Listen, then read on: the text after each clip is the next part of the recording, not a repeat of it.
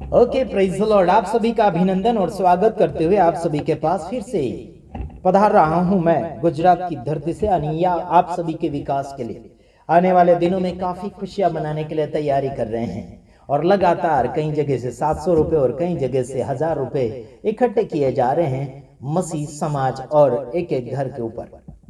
ओ, मेरे पास ये समाचार पहुंच चुका है और साथ ही साथ आप सभी का कारनामा लगातार हमारे पास रिपोर्ट बन के आता चला जाता है, चाहे वो कोई भी राज्य का हो। ये तैयारी बड़े जोश और होश के साथ तैयारी कर रहे हैं और चिकना चिकना भोजन बनाने की तैयारी भी हो रही है। कहते हैं कि क्या खाएंगे, क्या पिएंगे, कौन लाएगा, कौन देगा, कौन क्या काम करेगा, कौन बांटेगा और कौन खाएगा। बहुत सी ऐसी तैयारियां चलती चली जा रही है।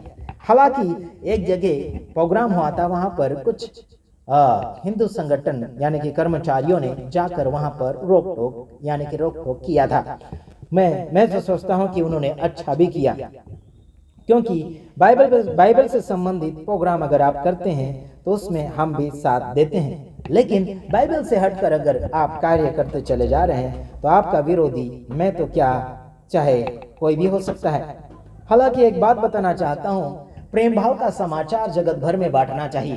प्रभु यीशु मसीह हजारों साल पहले इस धरती पर आकर जन्म लिए थे मनुष्य जाति के रूप में, लेकिन प्रभु यीशु मसीह ने ना ही तो कोई तारीख दी और ना ही कोई बर्थडे प्रदान किया, बल्कि लोगों ने आज दूसरे की देखी दिखाई और दूसरों की सुनी सुनाई करते चले जा रहे हैं। वो आज हर व्यक्ति करने के लिए कोशिश कर रहा है। कैलेंडर के अंदर छपाई मार दी गई है और जगह जगह काफी ऐसी तैयारियां कर रहे हैं। कुछ लोग पर्चे छपाए जा रहे हैं कि क्रिसमस के समय में हम पर्चे बांटेंगे, या फिर कोई ट्रैक्स बांटेंगे, या फिर कोई वचन के साथ कुछ बातें बांटेंगे। ऐसे बहुत सी योजनाएं तैयार कर रहे हैं।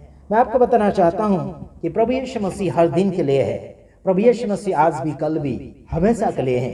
प्रभु यीशु मसीह जब मरियम के पेट में आए थे तब महीना चल रहा था भारतीय कैलेंडर के हिसाब से। अगर आप और मैं देखते हैं तो जून महीना है, लेकिन वहां का महीना अगर ढूंढना चाहें तो और अलग निकलता है। लेकिन हमें महीने और दिनों से कोई फर्क नहीं पड़ता, बल्कि हमें वचन से फर्क होना चाहिए। वचन के अंदर हमें आगे की ओर बढ़ते चले जाना चाहिए। लेकिन आज इंसान वचन के अंदर नहीं बल्कि बाहर दौड़ा चला जा रहा है और बाहर दौड़कर बाहर की बातें लेकर प्रभु यीशु मसीह को खुश करने के लिए कोशिश कर रहे हैं। और प्रभु यीशु मसीह को खुश आप नहीं कर सकते, क्योंकि आपका विश्वास जगत भर की बातों के साथ मिला हुआ है और आपका विश्वास परमेश्वर के वचन के साथ मिला हुआ चाहिए।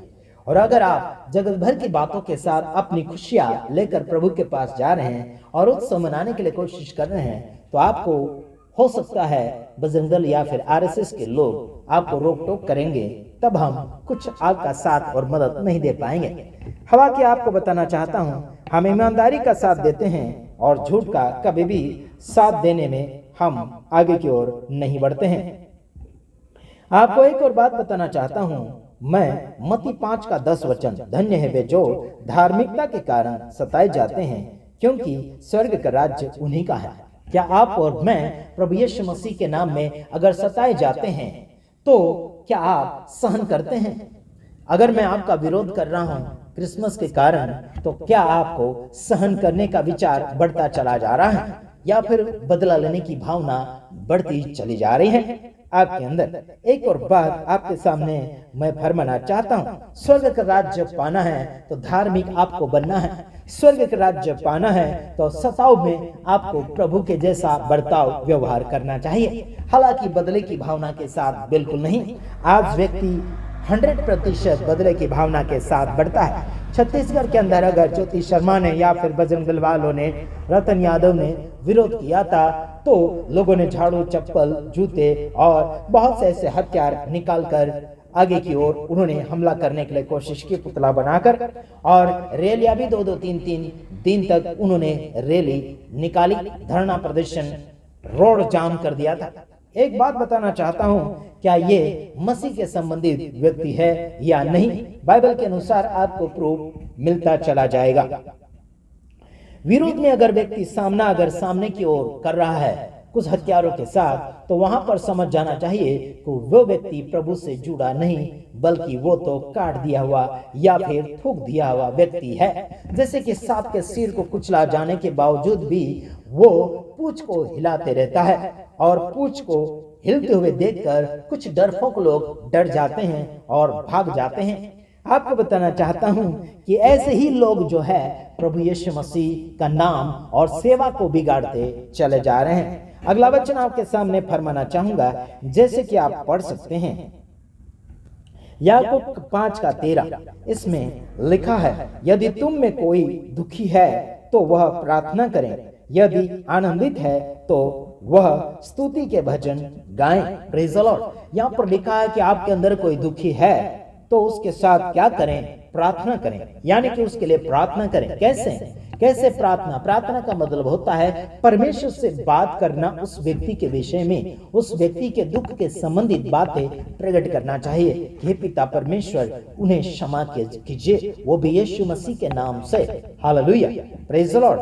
और आगे लिखा है, यदि आनंदित है तो उसके साथ क्या करना चाहिए? स्तुति के गीत गाना चाहिए। कैसे गीत? स्तुति के गीत, जो आनंद भरे गीत होते हैं, जो आनंद प्रकट करते हैं, ऐसे गीत, प्रभु के नाम के गीत को प्रकट करना चाहिए। आपको क्या लगता है कि आप डांस वाले गीत गाएं तभी आनंद होगा? बिल्कुल नहीं। डांस वाले गीतों की बातें नहीं, बल्कि आत्मिक गीतों की बातें, मैं स्तुति भरे गीतों की बातें कर रहा हूं, जो आनंद प्रकट होना चाहिए।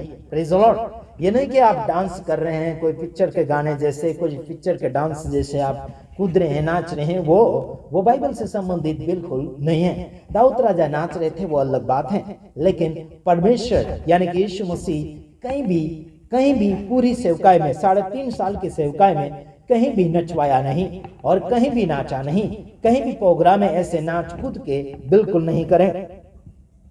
दुनिया को खुश करना नहीं, बल्कि परमेश्वर को खुश करना, ये हमारे सेवकाई का मकसद है।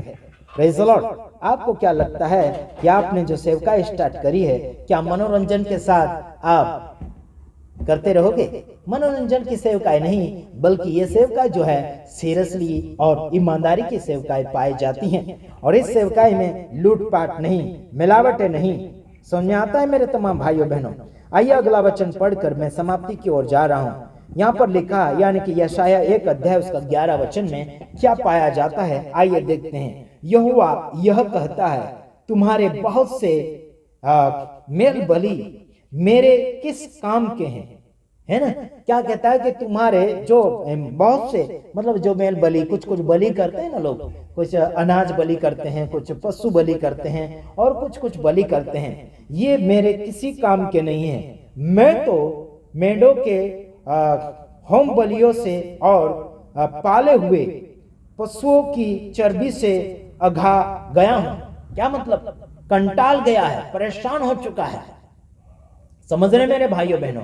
ऐसे होम बलियों से यीशु मसीह यानी कि परमेश्वर पिता है ना, कंटाल गया है, उसको पसंद नहीं है यार, है ना, अघा गया, मतलब पसंद ही नहीं है ये चर्बी चढ़ाना, क्या चढ़ाना, है ना, कौन से पशु के अलग अलग प्रकार के भाग चढ़ाना, ये बिल्कुल परमेश्वर को पसंद नहीं है।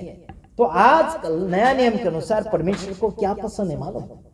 जीवित, हमारा शरीर जीवित होना चाहिए, जीवित और पवित्र और परमेश्वर को भावता हुआ बलिदान करके चढ़ाना अपना ईमानदार शरीर। कैसे? काट कर नहीं, अपने आप को परमेश्वर के हवाले कर देना, सौंप देना कि मरूंगा जीऊंगा आपके लिए, प्रेज़ द लॉर्ड, आपके लिए बढ़ूंगा।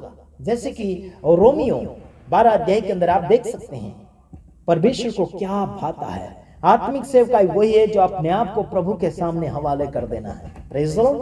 आप प्रभु के हवाले नहीं, बल्कि दुनिया के हवाले हैं, शैतान के हवाले हैं, उसके कब्जे में होकर आप सेवकाई करने के लिए कोशिश कर रहे हैं और सेवकाई में माहिर और विजेता प्राप्त करने के लिए कोशिश कर रहे हैं। तो ऐसा बिल्कुल नहीं है, ऐसा बिल्कुल होना भी नहीं चाहिए, और लोग कर रहे हैं ऐसा।